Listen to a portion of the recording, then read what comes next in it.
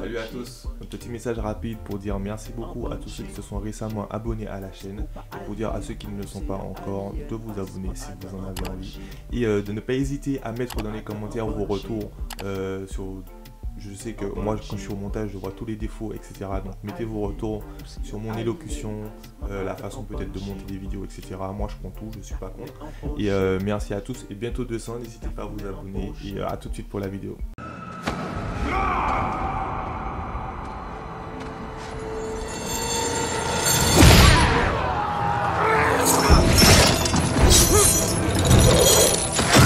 Les Anneaux de Pouvoir, épisode 5, donc l'épisode 5 qui est disponible, qui est sorti ce matin, épisode comme d'habitude d'une heure et quelques, j'ai pas regardé précisément mais ça faisait une heure avec le générique. Donc l'épisode 5, donc c'est à la suite de... En fait ça commence pas vraiment à la suite parce que là on commence directement avec les pieds velus qu'on n'avait pas du tout vu dans l'épisode de la semaine dernière. Donc là on va commencer avec Nori et l'étranger qui ont une petite discussion et en fait ils sont en train de continuer le voyage qu'ils avaient déjà entrepris dans l'épisode il y a 2 semaines, donc dans l'épisode 3. Donc là on verra toujours la suite du voyage. On voit que l'étranger continue de les aider à pousser leur charrette, etc. Donc il y a tout ça qui est mis en valeur avec de la musique, avec la copine de Nori, je ne me rappelle plus comment elle s'appelle, qui chante une musique dédiée à sa mère qu'elle a perdue, enfin une musique que sa mère qui est morte du coup chantait, donc ça part en musique que j'ai trouvé, c'était sympathique et en plus j'ai regardé, moi je regarde en français et du coup la musique en français ça passait, c'était vraiment bien fait, c'était rythmé, c'était une belle musique et ils ont respecté vraiment au niveau du doublage et des musiques, c'est vraiment bien fait. Et je l'ai réécouté aussi en version originale. Donc les deux, franchement, les deux sont vraiment bien. Que ce soit en version française ou en version originale, je trouve que la partie musicale et même la partie, on va dire, toute la partie sonore, toutes les musiques, je trouve qu'elles sont bien faites. Il y a parfois quelques musiques qui s'emballent un peu, on sait pas trop pourquoi dans certaines scènes vite fait, mais c'est pas méchant. Donc on a le début avec Nori, comme j'ai dit, l'étranger. Donc ils discutent, il y a l'étranger qui se pose des questions parce qu'il lui se dit que... est-ce qu'il est plutôt bon ou mal parce qu'il y a eu le problème avec les lucioles et il y a Nori qui va un peu lui faire confiance, qui va un peu lui dire, enfin, qui va un peu lui donner confiance en lui disant que non, soit tu vas faire le bien, etc. Donc ça commence un peu comme ça. Ensuite on a un passage, je crois, directement avec Hadar qui discute, je crois, avec un orc. Donc, il discute avec l'orc. Il met le bras de l'orc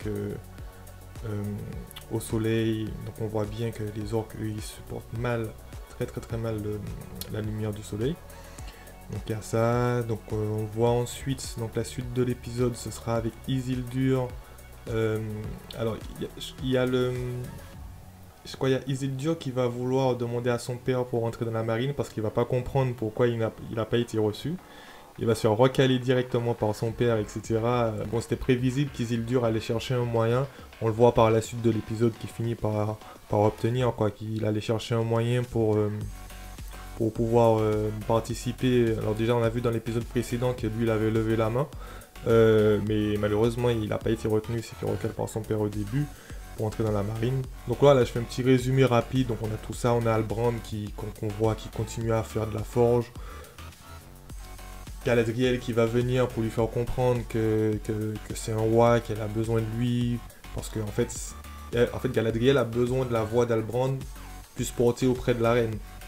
Parce que vu que Galadriel a fait comprendre Galadriel a fait comprendre à la reine qu'Halbrand était le roi des hommes de la Terre du Sud, je crois que c'est ça.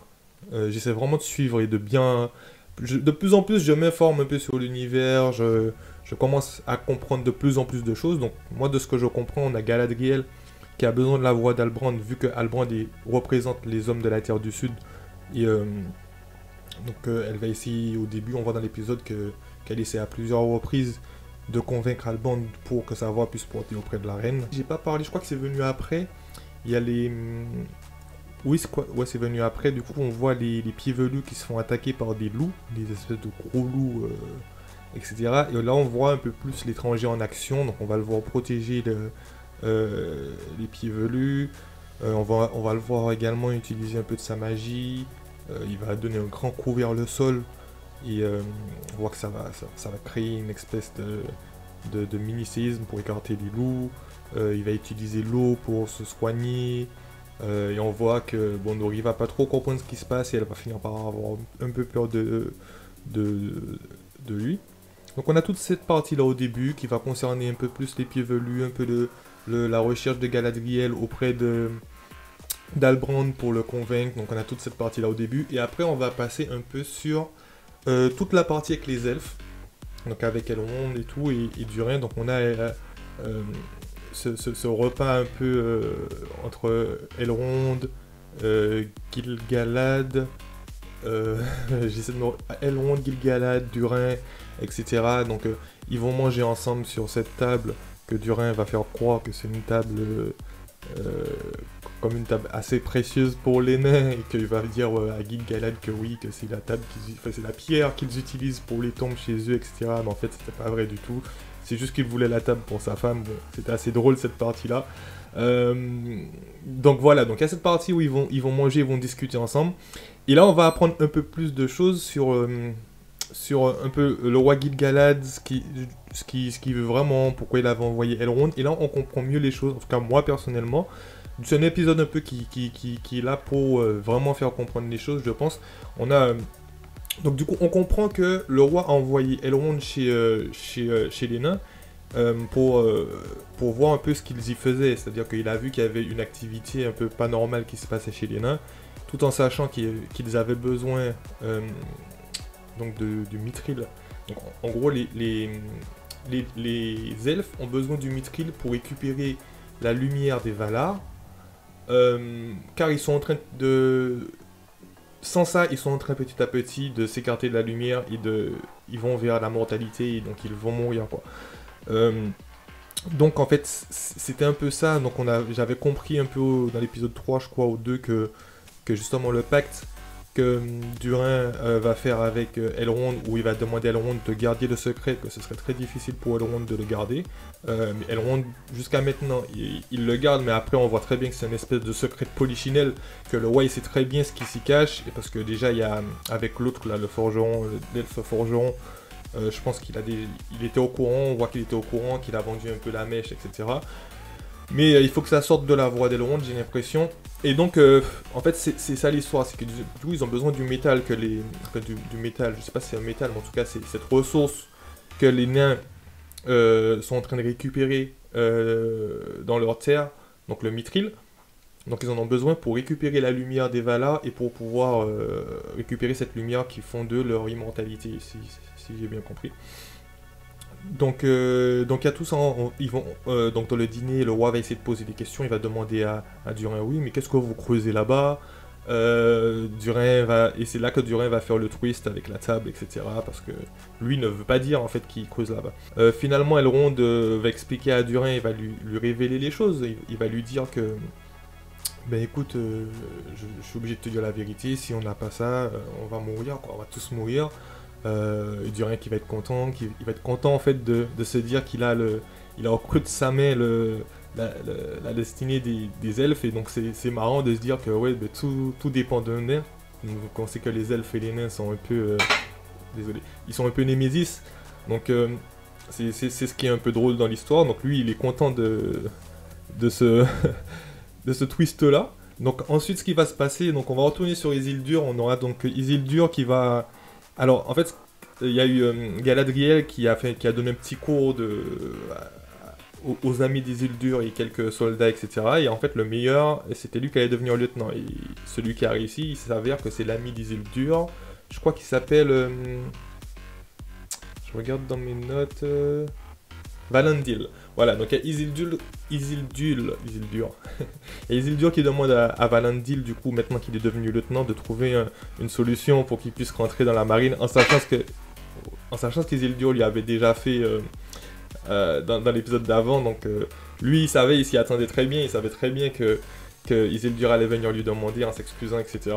Donc alors je sais pas, j'ai pas compris si Isildur il a réussi grâce à son ami Valandil ou s'il a réussi, d'après ce que j'ai compris, c'est plus son père, voilà, c'est son père qui l'a fait rentrer parce qu'il a sauvé, entre guillemets, sauvé le mec qui allait brûler les bateaux, donc le fils de l'espèce d'adjoint de la reine là. Donc voilà, donc ensuite on a tout ça, on a Galadriel qui va finir par convaincre Halbrand pour porter sa voix auprès de la reine. Donc l'épisode va se terminer comme ça, on va aller voir justement se préparer, s'armer, s'habiller, et le départ va commencer, Halbrand va accepter. Donc ils vont partir, Galadriel activer le mode badass avec la musique en fond où elle arrive, avec son armure, Halbrand sur son cheval. Là c'était très... c'était très... Voilà, tout était là, c'était très bien fait, c'était beau. Et là on sent qu'on part à l'aventure. Là maintenant, alors oui c'est vrai que sur ces 5 premiers épisodes il y a de la lenteur, c'est vrai, je le reconnais. Mais comme je l'ai déjà dit, pour moi c'est pas de la lenteur négative. J'avais peur que sur cet épisode ce soit également lent, ça l'était un peu parfois mais un peu moins. Donc j'ai pas parlé de la partie des elfes ou enfin, la partie des hommes et de l'elfe où du coup il découvre l'épée, qui comprend la signification. Donc du coup il y a la femme qui va, la femme humaine qui va vouloir du coup finalement elle va baisser les bras, lui il va essayer de la convaincre. Bon, il y a toute cette partie là, c'est celle-là que j'ai trouvé un peu la moins intéressante, même si c'était intéressant quand même de savoir ce qui se passe avec l'épée. Voilà, donc l'épisode se termine en mode on part tous à l'aventure, les bateaux sont partis, tout le monde est armé, il y a Isildur avec ses 3 amis, il est content, Galadriel elle est partie avec Elendil et tout l'équipage qu'elle avait besoin.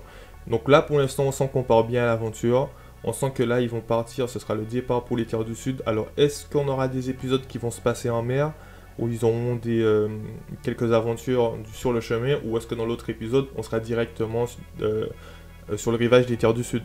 Donc à voir, je sais pas du tout, je sais pas du tout. Donc un épisode que moi j'ai bien aimé. Je l'aurais moins bien aimé, je pense, s'il n'y avait pas eu la fin qui nous disait bon là ça y est on y va, parce qu'à la fin vraiment on comprend qu'on va y aller. Donc là c'est cool. Et aussi j'ai bien aimé cet épisode parce qu'on comprend plus de choses, il y a plus de révélations sur les personnages, il y a voilà, il y a des choses qui sont terminées, des petits arcs qui sont terminés. L'arc d'Isildur avec ses copains qui sont brouillés, c'est fini. Il y a Galadriel qui essaie de convaincre Halbrand, c'est fini. La reine qui doute, et même là, même moi j'ai eu un doute quand il y a eu son père qui lui a dit qu'il veut pas qu'elle y aille, etc. Je me suis dit, on va encore rester sur Numénor, à essayer de partir, etc. Là non, on est parti, ça y est. Le voyage commence. On comprend, on voit plus les choses en place. Donc il y a toute la partie des hommes d'Adar qui se dirigent vers la tour. Donc on a les autres de Numénor qui vont arriver, je pense, pour se confronter à ces hommes-là. Donc je pense que la bataille, ça va être ça. Ça va être Adar contre Galadriel et les hommes d'Adar contre les hommes de Galadriel. Voilà. C'est tout ce que j'avais à dire pour l'épisode. Là, j'ai hâte de voir du coup l'épisode 6. C'était pas un épisode parfait. Ce sera toujours compliqué pour ceux qui n'aiment pas l'aventure de l'épisode de le regarder, je pense. Après, bon, chacun a son avis. Donc voilà, pour moi c'était un très bon épisode. Et avant de finir la vidéo, juste un tout petit rappel, en fait, c'est il y a quelqu'un qui m'a laissé un commentaire en me disant que, bon, en me faisant comprendre que j'avais pas trop de légitimité à parler de ça, mais en fait moi, comme je l'ai déjà dit, je suis pas du tout un connaisseur. Je regarde juste en ayant vu que les 6 films. Donc les 3 films Le Hobbit et Le Seigneur des Anneaux, je n'ai rien lu. Et en gros, la personne m'a fait comprendre que bon, d'aller me renseigner, d'aller regarder des wikis, d'aller lire les livres, etc. Bon, c'est pas quelque chose que je refuse de faire, mais je ne vois pas pourquoi je devrais le faire pour regarder une série ou un film. Je vois pas pourquoi on devrait faire tout ça de devoir pour regarder un film. Pas que j'ai pas envie de le faire. J'ai acheté déjà un livre, je vais le lire quand j'aurai envie de le lire. J'ai pas envie d'aller sur des wikis, etc. Pour avoir la légitimité d'en parler. Je parle juste à mon échelle, il y a d'autres personnes qui parlent forcément mieux que moi, il y a des connaisseurs sur YouTube, des vraies personnes qui s'y connaissent vraiment. Moi je pense qu'il y a plusieurs personnes dans mon cas qui ont regardé que les 6 films et qui n'ont pas plus de connaissances que ça, donc c'est pas bien grave, c'est bien d'avoir plusieurs points de vue, des points de vue de connaisseurs, de non-connaisseurs, de voir à plusieurs levels qu'est-ce qu'on pense de la série, qu'est-ce qu'un connaisseur va en penser, qu'est-ce qu'un non-connaisseur va en penser. Et voilà, moi j'ai écrit critique, mais bon, c'est pas vraiment une critique, c'est plus un avis. C'est juste, voilà, j'ai regardé ça, ce que j'en ai pensé, ce que j'ai trouvé. Et voilà, tout simplement, moi je pense que c'est mieux de mettre dans les commentaires justement si je fais des erreurs sur quelque chose ou s'il y a des informations à apporter, de m'apporter ces informations là dans les commentaires. Comme ça moi aussi ça va m'instruire et ce sera des échanges en fait, ce sera mieux que de dire ah pourquoi tu parles de ça, tu veux faire du clic, je veux pas faire de clic, j'ai même pas 200 abonnés, je veux juste parler de je parle de ce que je regarde, ce que j'aime, même ce que j'aime pas, mais ce que je regarde en ce moment c'est ça. Je regarde She-Hulk que j'aime pas spécialement, mais c'est ce que je regarde, bon, parce que j'aime bien Marvel, donc je regarde. Donc je parle de ce que... J'ai fait la chaîne pour parler de ce que je regarde. Après, il y a des choses que je vais plus ou moins connaître. Mais donc voilà, c'était tout ce que je voulais dire. En tout cas, merci à tous d'avoir suivi cette vidéo. Et je vous donne rendez-vous la semaine prochaine pour l'épisode 6, donc des Anneaux de Pouvoir. Et on se retrouve très très bientôt sur la chaîne.